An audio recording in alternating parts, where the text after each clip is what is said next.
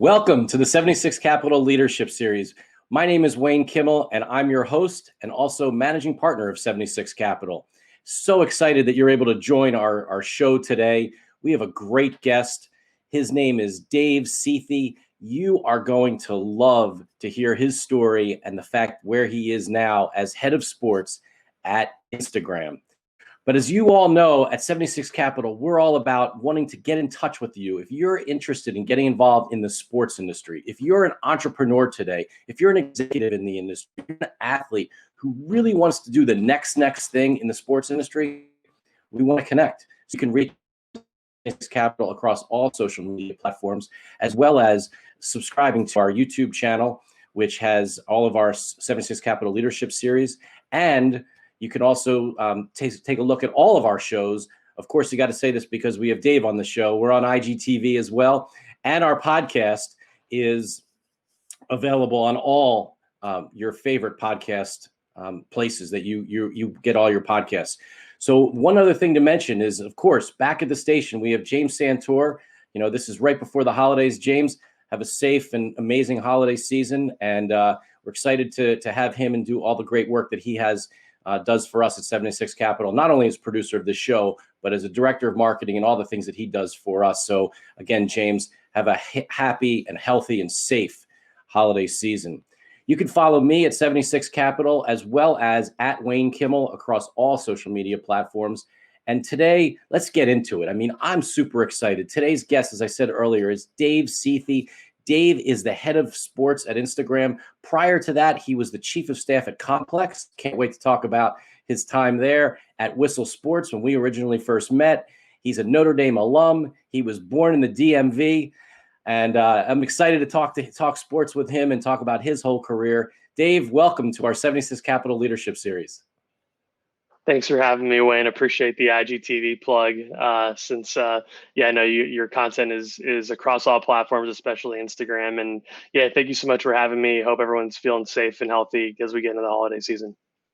Well, it's great to see you. I'm so happy to hear that you and your family are doing well and hanging in there during this crazy time. I mean, 2020 has been some year, but it's been an amazing year from a sports perspective. I mean, things have just gone crazy, and I'm excited to have that conversation with you today. And I'm sure you're seeing incredible things as the head of sports at one of the number one, if not the number one of the top sports social media platforms in the world.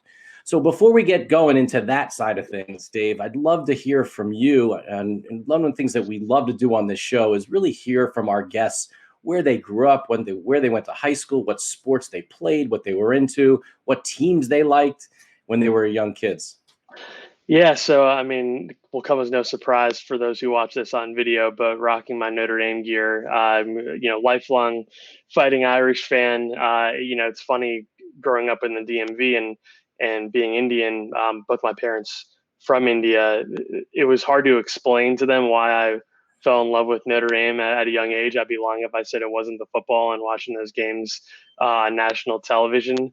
But fortunate enough to have gained admission there, late in my high school career and obviously to fulfill, a lifetime dream of mine. But Notre Dame guy through and through, excited for the bowl game upcoming on New Year's Day from the DMV. So I'm a long suffering Washington area sports fan.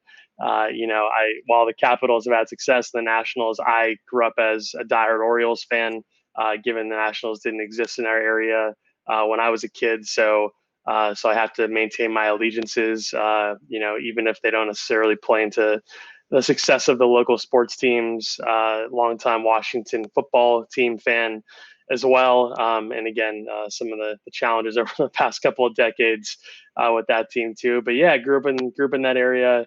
Went to South Bend for school. As far as sports that I played, because I know you mentioned that at the top of this broadcast, it's funny because as we were talking right before, I have a twin brother, and originally I hated basketball and I loved baseball, and he hated baseball and he loved basketball.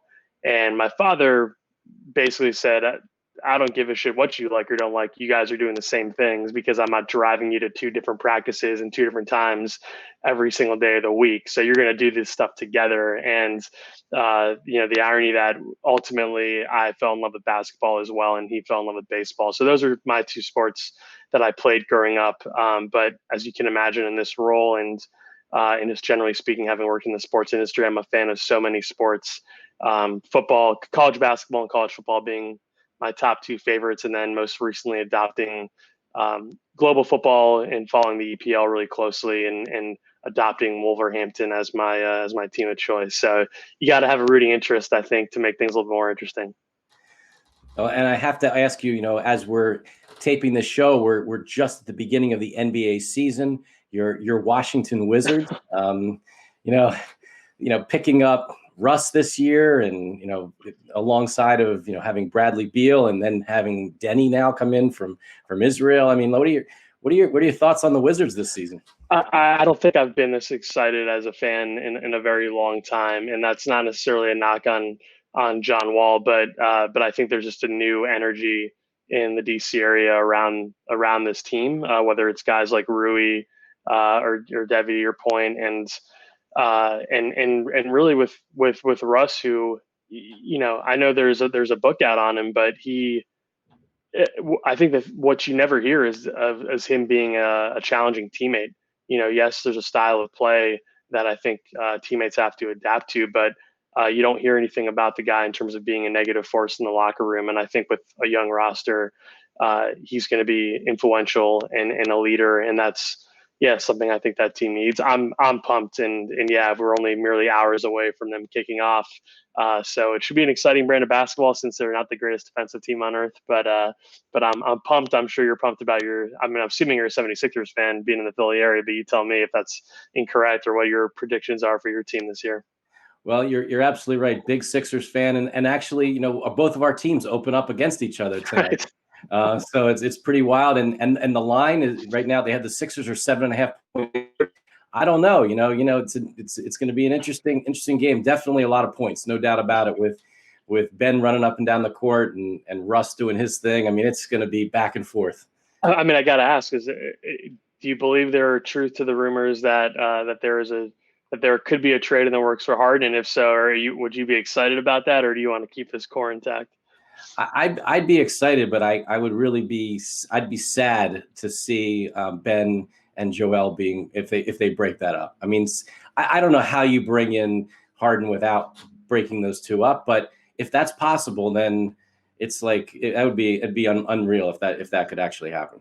Yeah, it's funny how star power tends to be somewhat seductive in the world of sports, especially the NBA, because I mean, look no further than last night with KD coming back and debuting for the Nets, and all of a sudden it's okay. Well, what are all the other competitors in the East going to do to combat Kyrie and KD? And it's like, well, Philly's got 2 guys who are stars, if not superstars, in their own right, but now it's talking about reinforcements and bringing in a Harden. And to your point, how does that fit, and is that going to be the response? I don't know.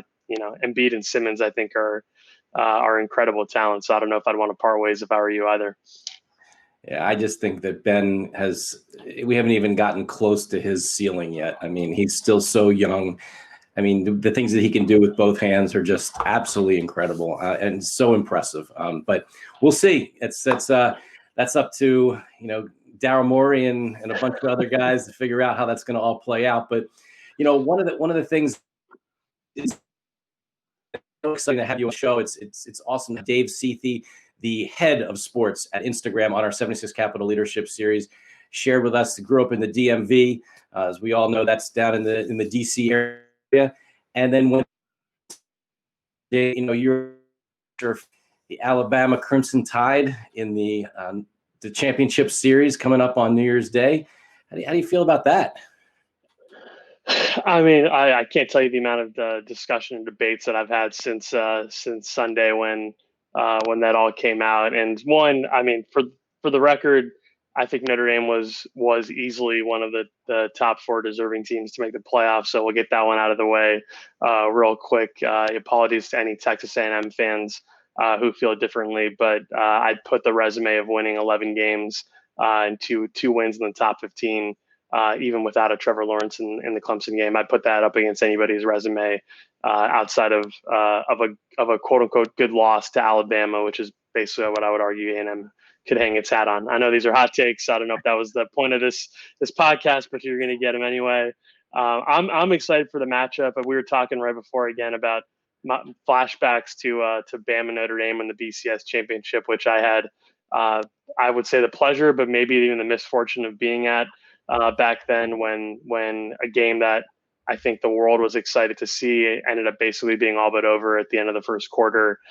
So I'm hoping for a much different outcome this time around, despite the fact that lines makers are probably predicting a very similar outcome. But I'm pumped. And if you listen to Brian Kelly talk on that Sunday broadcast on ESPN, he basically talked about the blueprint for how Notre Dame wanted to get back to this place, which was building the lines up. And I don't think you can dispute his success in having done that, especially if you look at the amount of first-round picks on the offensive line that he's had drafted, and then the ACC Defensive Player of the Year linebacker this year.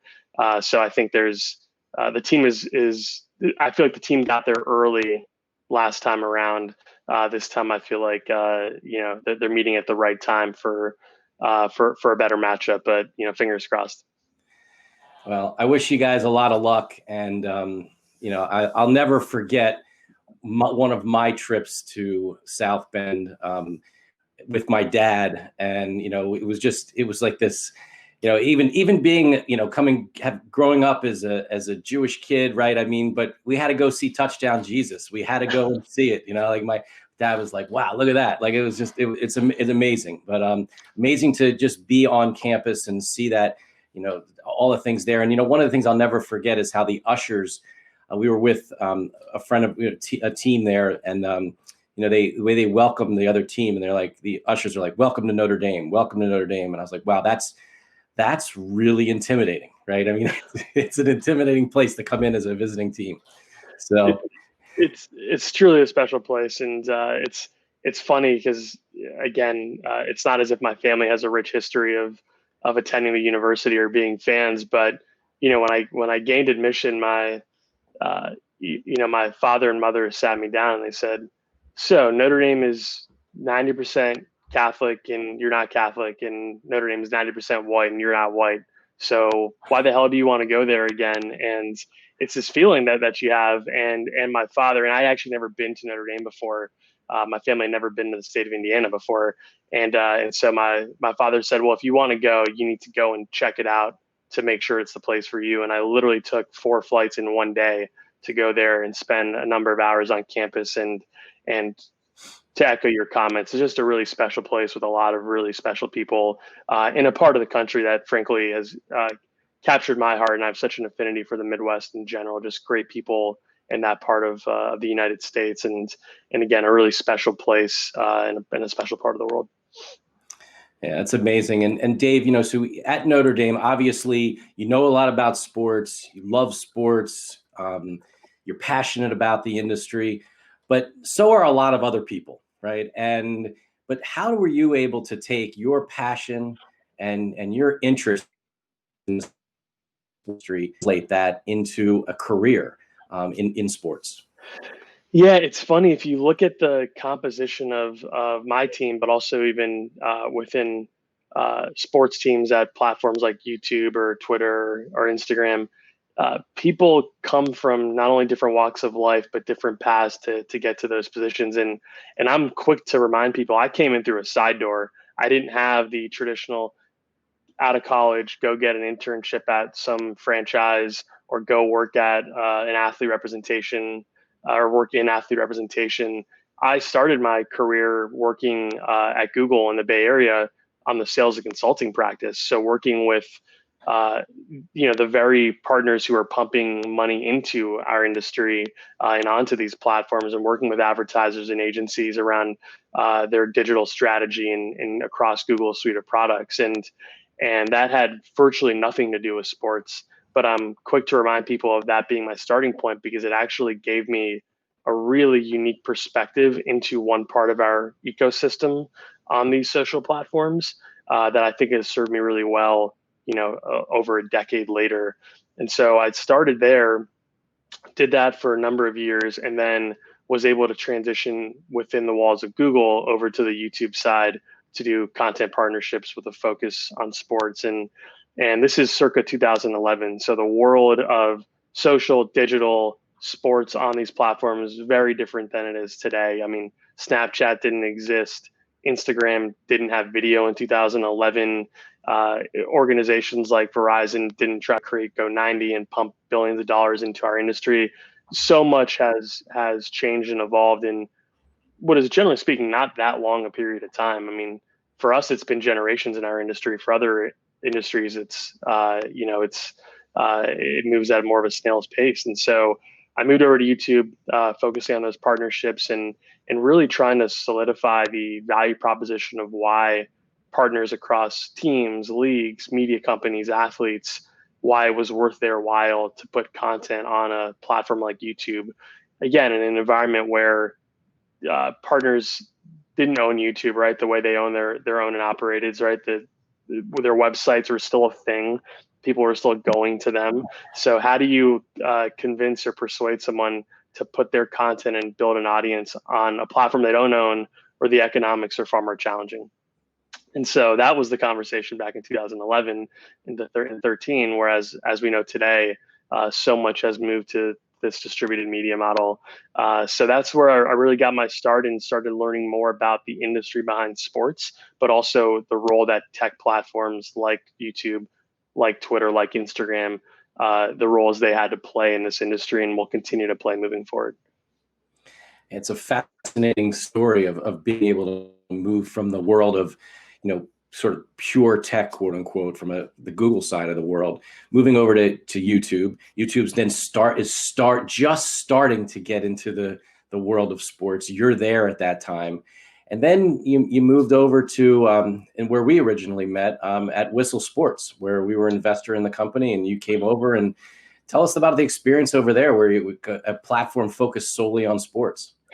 Yeah, it was a really unique and professional and personal opportunity for me. One, moving across the country from the Bay Area to New York, which was a first, and then going from corporate behemoth Google to a startup that had, I think, 18 people when I first joined.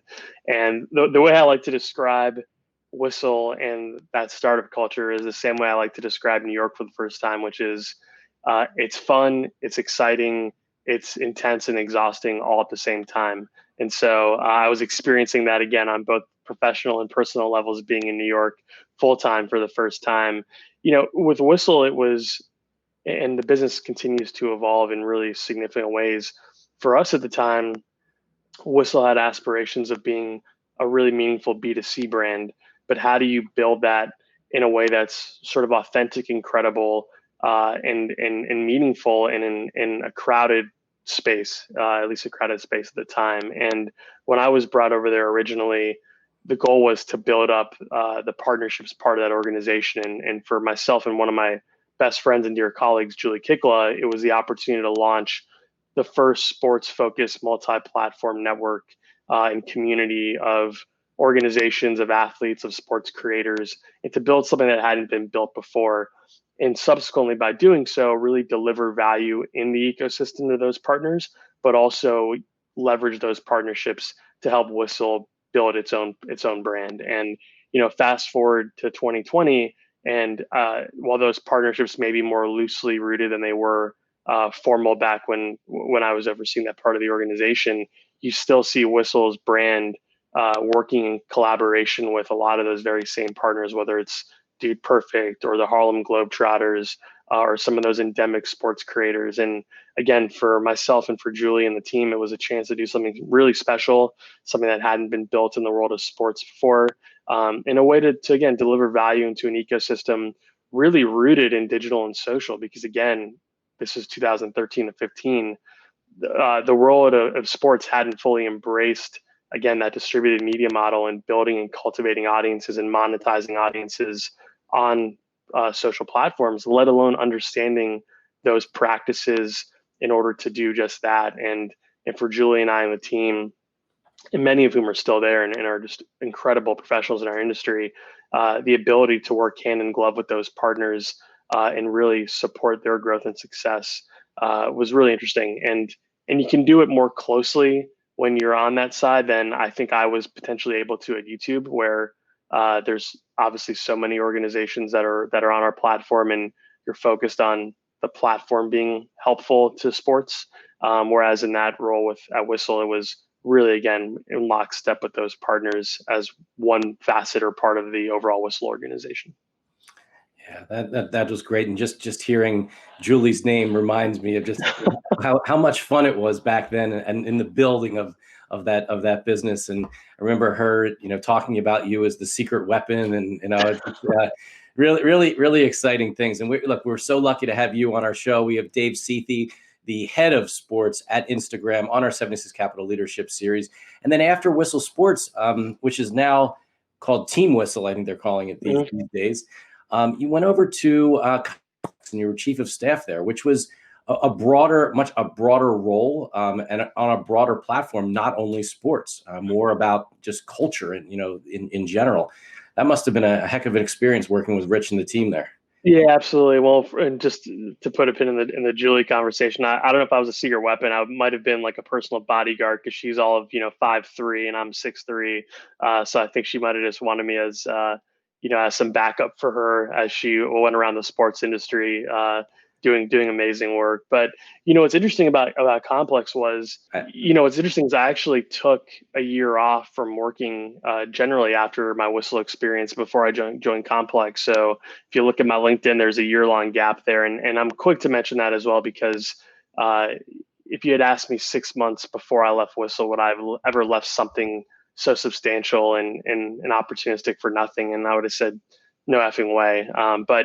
But making a really personal and family oriented decision really was life changing for me, to actually spend some time and re-energize and focus on other priorities in my life, which I actually think enabled me to be successful at Complex. So, fast forward to November of 2016, and when I was first introduced to Rich. And again, to my earlier comments about entering sports through a side door, my entrance into Complex was exiting the sports industry in many ways, after finally finding my footing by marrying passion with profession. But with Rich, he's I'm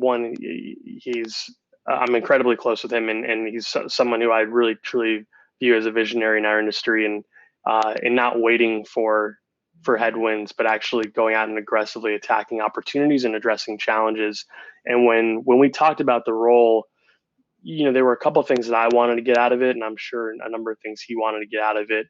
One was I wanted to work for someone and with someone who could inspire me, and who I could learn from, and who I could also collaborate with, and that came true in spades. And the second was working with a broader leadership team, at a more I would say mature media company, where I could again do a lot of learning, but I could also do a lot of influencing, and I think all those things unequivocally became the case. And with Rich, again, I think I don't want to say he was looking for a voice of reason. I think he was looking for a different voice in the room, and someone who had come from a different part of the industry that was more emerging than I think Complex had in its roots. And then really the opportunity again to do what I call, to use a sports analogy, is help take an organization from, let's call it, Rich might not like this analogy, but take it from, let's call it, junior varsity to varsity. And I don't mean that to say that Complex was a JV team, because it obviously was not, but they had just been acquired by Verizon and Hearst in a joint venture.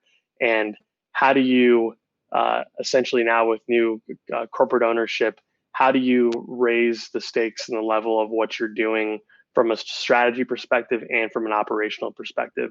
And that's really what the impetus was for this role, was working cross-functionally with all of our teams internally as well as externally, in strategic partnerships, to take everything to that next level. Again, with oversight from Verizon and Hearst, and really making that business even more so at the forefront of being a leader as a digital first media company, with sights on growing even larger. So interesting inflection point, given they had been acquired that summer, and jumping in again with Whistle, startup phase, complex, sort of that next phase, and how to be impactful within the walls of a complex.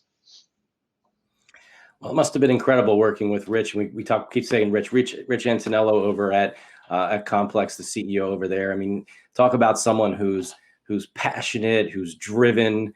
I mean, he wears his passion on his sleeve in everything that he does. And he's certainly someone who goes for it. And that's something that, one of the things that we certainly talk a lot about Capital Series is something that we really care about at 76 Capital. I mean, we look for entrepreneurs like that. People that are passionate, that are really, really smart, like he is, right? That are good people and nice and want to do really big things, and will just challenge norms every time. It's okay. Like you just go for it and try new things. And that must have been just a special time being there. And then after you left Complex, I'm sorry, go ahead. No, I was going to say, I think to your point, Rich, the last thing Rich would ever do is encourage people to think small and to not take bets. And obviously taking calculated bets, but that's where, again, you've seen Complex lead the way in embracing a 360-degree model of what a media company looks like today, whether it's obviously on the content side and the sales side, but even with merch, even with events like Complex Con and Complex Land, which they just executed, I want to say a week or two ago. So again, I think it takes vision, but it also takes some courage to do those things. And that was inspiring to witness, but really inspiring to just be a part of as part of that broader team. And look, you were at a great place, a great organization, and then along comes Instagram. How did that come about? How did you end up moving over to Instagram?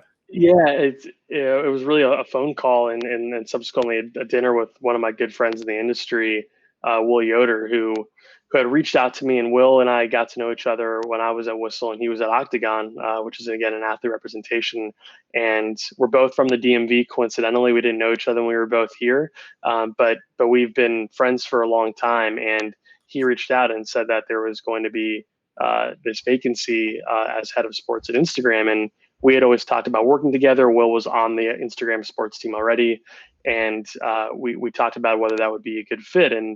And what's interesting about having that conversation and then subsequently being offered this opportunity is when I left YouTube, which, to be clear, the not the cliche, the reputation of places like Google and Facebook and Apple as being sort of golden handcuffs, that can largely be true, because if Google and those companies do anything really well, it's put people in a comfort zone in terms of lifestyle, in terms of interesting work, and they make it really hard to leave. Look no further than having spent 6.5 years at Google and YouTube. But when I left, I told my boss at the time, who again I consider a very dear friend, I said, in addition to embracing new experiences, a different kind of company, different part of its life cycle, I want to leave so that if I ever come back, when I ever come back to YouTube, I will have had enough experience, enough empathy, enough perspective on the other side of that counter to be able to then do this kind of job even more effectively than I can today. Having, I don't want to call it a narrow perspective, having only sat on the Google and YouTube side, but a perspective that just is less diverse. And after spending 5+ years on that other side of the counter, as it were, I can unequivocally say that those things all came true. The only great exception being I didn't rejoin YouTube. I just joined a different platform in Instagram. And so I think all those things were factors in this becoming an opportunity for me.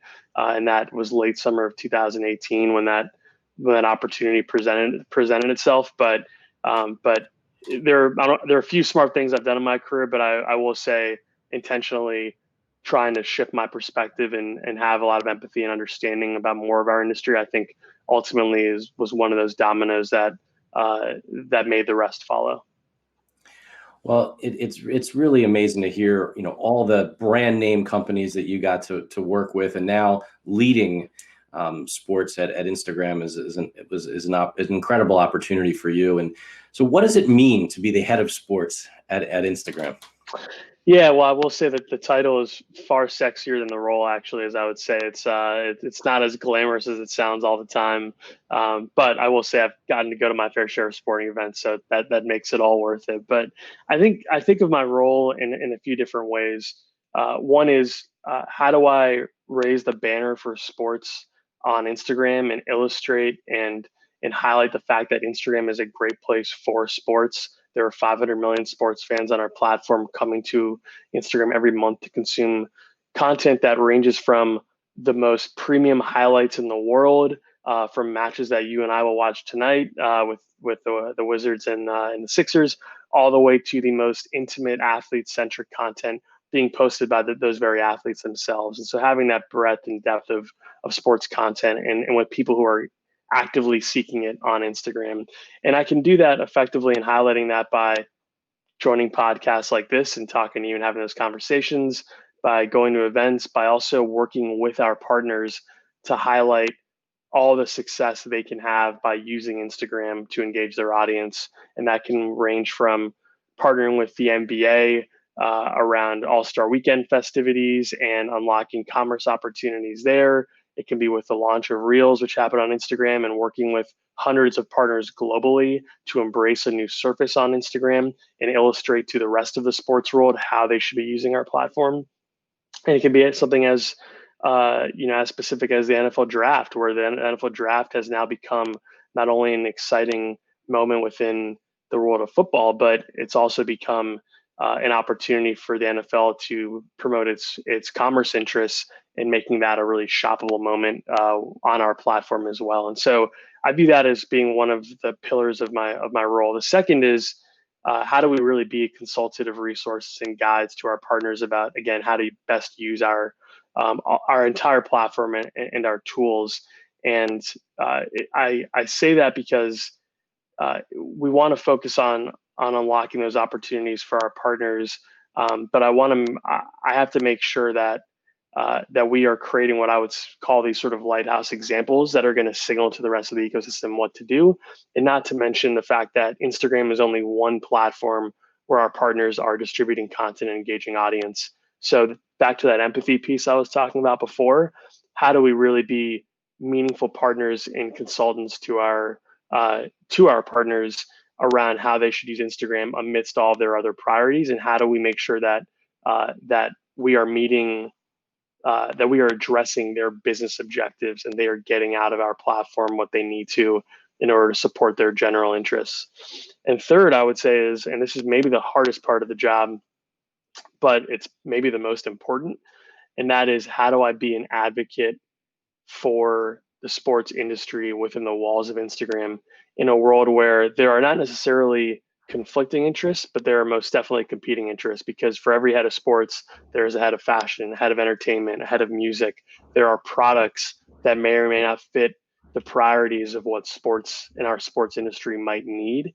And so how do I be a thoughtful advocate for what the sports industry's challenges, opportunities, and needs are, and raise that flag and banner internally and work cross-functionally with marketing, with product, with engineering to make sure those needs are being met. And that would argue that is maybe my biggest responsibility, given, again, Instagram as a platform, and that platform has a lot of people with a lot of different interests, sports being one of those primary interests.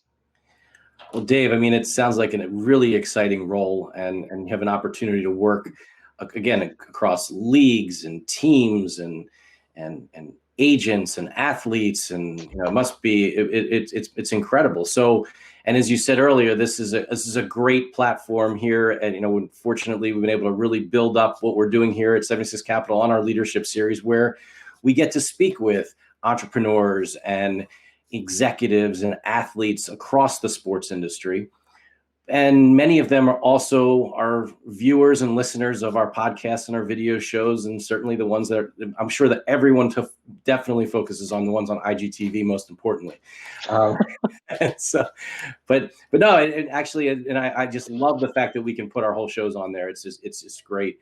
But one of the things I'd love to ask you is, what are some of the sort of the quote unquote pro tips that you can share with our audience whether they're an agent, an athlete, or an executive in the industry, some things that maybe they should think about doing on a daily basis, on a weekly basis for themselves or their clients? Yeah, I think intention is important. And I don't want to say having a plan per se, but I think being intentional about your approach and strategy is really helpful, if for any other reason than to set an expectation with your fans and audiences about what they can expect when they come and follow 76 Capital or follow at Wayne Kimmel, what they can expect and what content they will see, as well as how they will be engaged. And I think that second piece is critically important, because I do think Instagram's got great tools to not only broadcast to your fans, but to engage your fans in a deep and meaningful way, and enable them to participate, whether it's through stories and through the ability to poll and ask questions, et cetera. I think our, whether you're an individual athlete, whether you're an individual influencer or an organization, I think you're a little remiss if you don't think about the fact that Instagram, but also really every other platform, unlocks two-way communication with your fans in ways that other platforms and services do not. And I think that's a critical piece of this, because the analogy I use, which is maybe too deep into one of my own personal interests, but I can remember when, and I think it was on Twitter, I responded to one of Jay Billis's tweets. So I'm a college basketball diehard fan, and he responded in his comments. And what's the first thing I'm going to do as a fan? I'm going to share that tweet, that comment, that reply to everybody in my network. I'm going to broadcast that to people who follow me. I'm going to show my friends and family, and it gives me. And what I'm also going to do is I'm going to consume a heck of a lot more content from Jay Billis, because he's out there listening to me, right? And so again, I feel like having this authentic connection with your fans is important, and that is across all platforms. But I also think Instagram primarily, and especially for individuals like us, or for public figures, for athletes, there's always this fear or question or concern of like, how do I get started? And I think it is no simpler than go ask your fans, go ask your followers what they want to see, what they want to hear about, what they want to learn, and bring them into that programming, because then you're taking some of the guesswork out of it. You don't have to create your own content franchise overnight. You can literally ask your fans what it is that they want to hear about, what they want to see, what they can come closer to, and use that as your jumping off point. And again, when I talk to athletes and their representation, there is I think there is that perception that the bar has to be really high, and not everyone is a Kevin Durant or a Steph Curry or a LeBron James who has their own media company. More often than not, it's individuals who just need to pick up their phone, click the video button or the photo button, and just start. And I think that's once you get over that hurdle, I think the rest becomes a lot easier. Yeah, such great advice. Again, we have Dave Sethi, the head of sports at Instagram, on our 76 Capital Leadership Series, and just shared some amazing tips for quite frankly, for anyone. It's all about, engagement and being able to be authentic, and truly go out and have your own voice on these platforms. And as you said, Instagram is a tremendous platform for that. I mean, I got to ask you, is there a point when you have where you ever tell someone they're posting too much or they're doing too much? Is there ever that sort of point? I'm sure there's a point, a unique point for everybody. I wouldn't say there's a floor, because I do think that that partners shouldn't limit themselves in terms of what they post. I'm certain there's levels of saturation when it comes to, to when an audience, I don't want to say feels overserved, but when you're almost diluting the value proposition of your account and what you're programming in terms of your audience. But I think that's also the beauty of Instagram as well, is there are multiple services that you can leverage in order to engage your fans. Feed is one of those areas of the platform. Stories is more of a daily engagement surface with more quick hitting content, less produced content potentially. So in terms of what might be too much, I think it's really dependent on, I guess, the amount of inventory, depending on whether you're ESPN or whether you're, again, LeBron James or someone like you and I. And then how are you leveraging each part of our platform, being creative in those ways, and being able to really satiate your fans. Again, with athletes, I think athletes and stories has been a match made in heaven, right? Because they don't have to really truly produce very much if they don't want to. They can literally pick up their camera and shoot, or pick up their phone and type a question to their fans, and that's the stuff that fans crave, and that they will lean into. And so I don't think there's any limit per se, or even necessarily a sweet spot. I think it really is just dependent on what your fans want and what you're able to provide. Great tips, great tips. And when you start to really think about this, Dave, I mean, the future, and you start looking at, a year or two, and we can't go too much further in the world that we're in these days, because I mean, it's just, things are changing so quickly. I mean, and the growth, quite frankly, of the sports industry is moving at such a rapid pace right now. But when you sort of look into your own sort of crystal ball, or you look into the, your plans at Instagram, what do you think is next from a social media perspective? How do you think things are going to start to change and grow even more? Yeah, well, I think we've definitely seen the proliferation of really short form creative video, and I think that's with the rise of services like Reels. Obviously, the success of TikTok, the fact that YouTube, as generally speaking, more people associating with mid and long form content and their vast library of content, even embracing super short form. So I think that is an audience expectation, and I think that is something audiences truly are leaning into from a consumption and a creation perspective. So I think we haven't seen the end of that. I think that's only going to be more important as you're trying to program to and cater to the interests of young people. As we think about the world of sports on digital and social, I think listening to the CEOs of companies like Facebook and Snapchat, et cetera, talk about the future of VR and how that is going to be disruptive in a positive way into how sports fans lean into content experiences. From an Instagram perspective, we've done a lot in the AR space around unlocking opportunities and unlocking ways in which brands can express themselves, but also fans can express themselves using AR. And I think that's only going to continue as well. But I know the world of sports is keen to see how VR is going to be influential in how all of us consume in situations where we are not at the games physically, and no better year to think about that than a year when, frankly, none of us have been able to experience sports in person the way that I know you and I would have liked to. Given I'm guessing you would probably be at that Sixers game tonight if you had your druthers. So I do think that's going to be an interesting trend, so to speak. And then even infrastructurally, let's call it, I don't want to call it a foregone conclusion because it's not amidst our industry, but this marriage of content and social channels like Instagram and Facebook and YouTube tying into organizations' business interests. And I feel like, again, it's not a foregone conclusion that we think of social teams and content teams as profit centers. There are a lot of organizations that view them just purely as cost centers.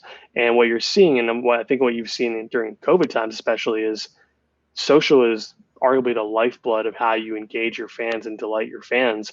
And that is a monetizable opportunity. And in an environment like COVID, where 40% of the revenue that you're making is all overnight gone, and you're not getting any gate, how do you actually leverage social to drive your business interests and deliver to your bottom line?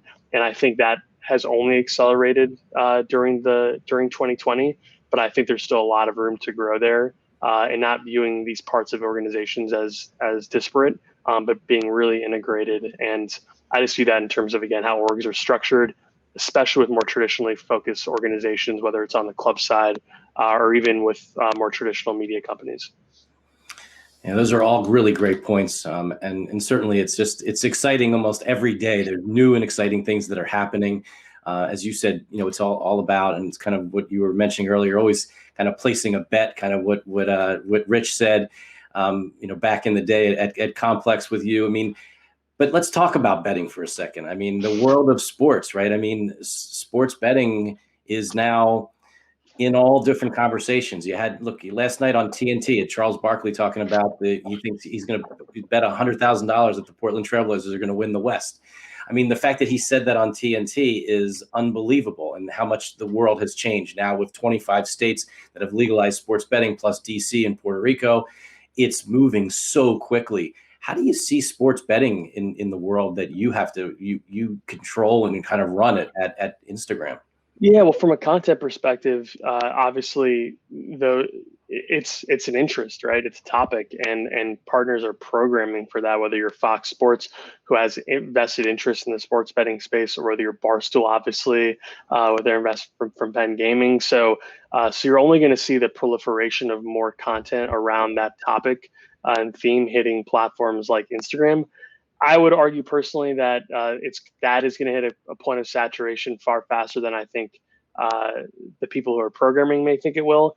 My only reason for thinking that is because the act of sports betting, the hobby of sports betting is not new, and I think we're treating it as new. But if you've wanted to bet on sports, you could have done that 25 years ago online. And so, what I think has changed the most is that behavior, that activity has come out of the shadows. And that is a really interesting opportunity, and frankly, a monetizable opportunity for a lot of our organizations that are leading into it. Look no further than the Washington Wizards and at the Capital One Center around trying to integrate sports betting as an activity within the walls of the very arena where they're playing. I think you're going to definitely see a lot more of that. So I think there is a lot of opportunity there, to be certain. And I do think sort of destigmatizing sports betting as an activity is something that will continue as well. I'm hopeful, and given at Instagram we are focused on a youth demo and on being relevant to young people, I just hope that we're all being cautious around the health risks associated with that behavior and activity, because I'm sure we all probably know someone who, in our lives, especially if you're in sports, who has that as an activity or a hobby, and where those limits can be and where we can exceed those limits. And so just being mindful of being safe and embracing that activity, I think, is going to be important.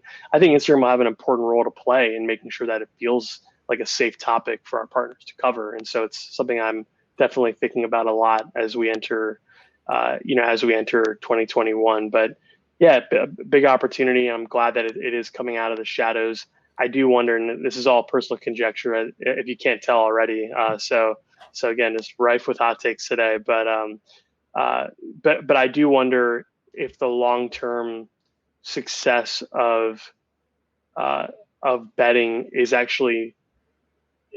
rooted in like the casual observer, and leaning into an interest and having a more of a vested interest in what's happening on television. And that actually isn't exclusive to sports, right?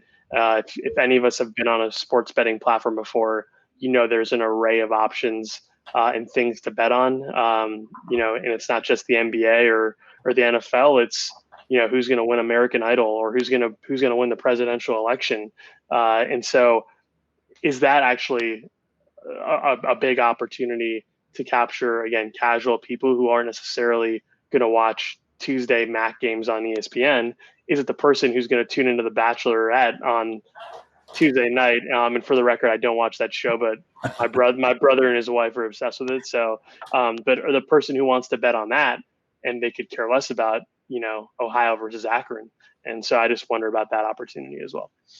Well, there's certainly, and it's going to be really interesting to see. And social platforms like Instagram have become places where people have actually shared their likes, their interests, their wins, their losses, from a betting perspective. So that's been fascinating to see. And at the same time, Dave, you look at the world of esports and gaming and how much that's grown over the last several years, and the world of esports is consistently growing more and more. So I'm sure that's something else that you have your eye on as to kind of what's next there as well. Oh, absolutely. And these sort of immersive environments around those games that are even being played, the fact that there are many sports organizations that have taken stakes in companies around gaming and esports, and the fact that when you have statistics telling you that live sports watching is down on linear, where are young people spending their time? And it's increasingly with these other activities and maybe adjacent or associated activities. But obviously an area of explosion over the past couple of years. And I know even when I was at Whistle, we had a person on our partnerships team that was dedicated solely on trying to frankly understand that part of the ecosystem. Because for folks like you and I mean, my participation in sports and esports and gaming was, buying the new Madden game when it came out, or maybe the new FIFA game, let alone jumping onto an online immersive world where I don't even have to play the game. I can just be in an environment that is not my physical environment to enjoy myself.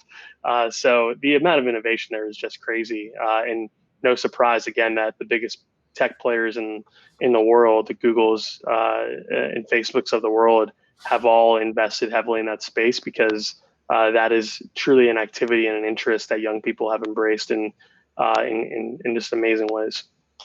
Yeah, super exciting. Well, as we wrap up here on our 76 Capital Leadership Series, I've got to ask you, you've had such a great career now leading, sports at Instagram, at Complex, at Whistle, YouTube, Google, so far in your career, you have a long way to go. And I think, look, next step could be, CEO of Facebook or something. I don't know, but it's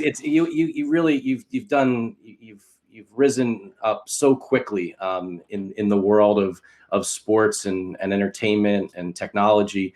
But so far, what's sort of your most, sort of your number one moment or most thing that you're most proud of that you've been able to do in the industry? Man, I think there are a couple of things that come to mind, and I don't know how fast my rise has been. I think I've just been the recipient of great fortune. Also, I don't think the actual CEO of Facebook is that much older than I am, if not younger than I am. I don't know Zuck's exact age, but relative to him, I think we're all on the slow curve there. As far as proudest moments, there are just some things in my time as a professional that have felt a little surreal to me. One is being quoted in the Wall Street Journal, because, I mean, holy shit, like that, as someone who didn't even think that would ever be the case, or I would do anything that was noteworthy enough to be cited in one of the in a publication of that ilk, was quite surreal. On a related note, and very different note, because we've talked about Notre Dame a lot on this call. I was asked to speak at my alma mater in one of their sports marketing classes, business classes, and again, that wasn't in front of 5,000 people necessarily. But again, would I've ever thought, back in 2006, that I would do anything in my career of enough note or substance that my alma mater would ask me to come back and speak to young people about, and none of it's wisdom per se, but about my observations and perspectives. That to me was surreal. And as you can imagine, I chomped at the bit to do that because it felt like sort of paying it forward in some regard. But again, to my alma mater, of which I hold in such high regard, that was really special. And then lastly, I'm really proud of that the values my team has and what we focus on. And a lot of that is focused on women's sports. And we did a number of activations around the Women's World Cup in 2019. We had really ambitious plans around the Women's Final Four this past year, until obviously best laid plans were derailed due to COVID. But I'm particularly proud of how we are supporting women's sports, how we are thinking about women's sports in general, and then even amplifying the rich and unique voices of female athletes, and in particular, Black female athletes. So we launched a content series at the direction of one of my team members called See Me, which we debuted on @Instagram, which is the largest social media account in the world with over 350 million followers. And it amplified those rich voices of three professional female Black athletes in the U.S. across the NWSL, WTA, and WNBA. And I'm particularly proud of that work because it is an accurate portrayal of those athletes, and it also shines a light on women's sports in this country and hopefully globally, in terms of that being an interest point, and one that, frankly, as we've seen through data, the more that these sports are exposed, the more interest there is. And so how do we continue to do more of that and lean into women's sports overall? No, that's amazing. That's awesome. It's beautiful, beautiful, man. I really look. I appreciate your time. I know that you're extremely busy. You have a huge job over there at Instagram. Really appreciate you coming on our 76 Capital Leadership Series. Again, been so lucky to have Dave Sethi, the head of sports at Instagram, on our 76 Capital Leadership Series. Dave, thank you. Happy holidays. Stay safe out there, and look forward to doing hopefully getting together in person in 2021. Yeah, Wayne, I really appreciate you having me on again. This was, I feel like, a long time coming. So great to see you, even if virtually. And given we talked about sports betting, I'll send you an email with a friendly wager on tonight's game in advance of the NBA tip off for your Sixers and my Wizards. I love it. I love it. Absolutely. Let's do it. And again, happy holidays, and we'll talk soon. Cheers. Be safe. Thanks, Wayne.